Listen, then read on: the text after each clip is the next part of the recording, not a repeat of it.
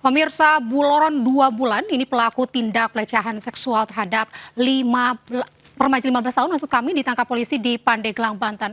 Pelaku ditangkap di tempat kerjanya tanpa perlawanan.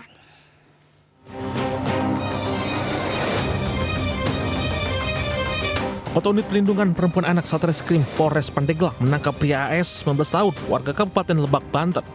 Pelaku sebelumnya diduga melecehkan seorang remaja berusia 15 tahun pada bulan Desember 2024.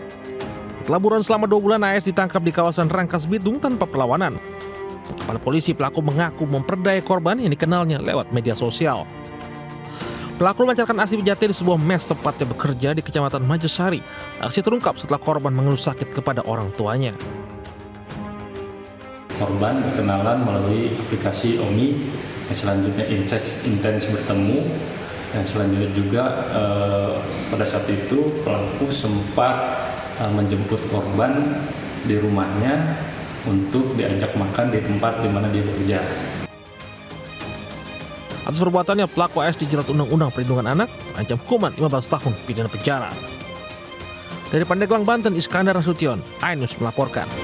Pemirsa, polisi amankan 7 pelaku penyelundupan pekerja migran ilegal di Tangerang, Banten. Sementara di Palmerah, Jakarta Barat, seorang sopir truk tewas tertabrak usai buang air kecil di tepi jalan tol dalam kota.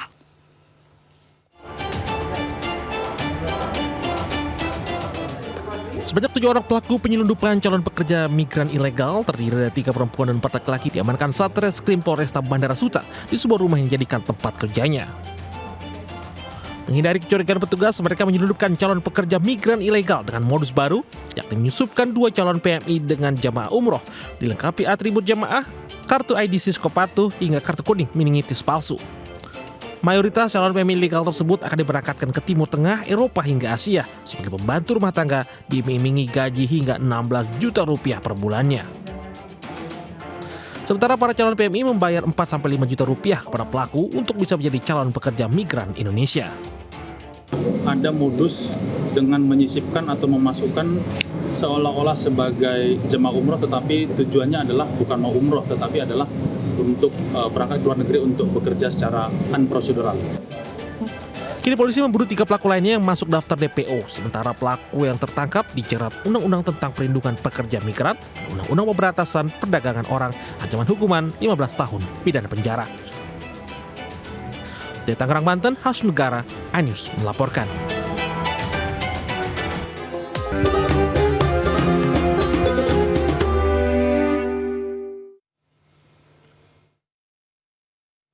Pemirsa, seorang pria di Ponorogo, Jawa Timur berburu takjil setiap harinya dengan cara unik, yakni dengan menunggangi sapi. Aksi ini pun viral dan jadi hiburan warga sekitar.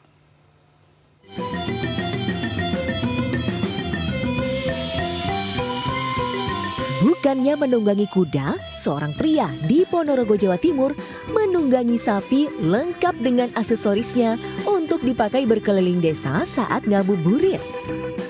Setiap sore, peternak sapi ini menunggangi sapi peliharaannya sebagai transportasi berburu takjil, sekaligus menguatkan otot kaki sapi.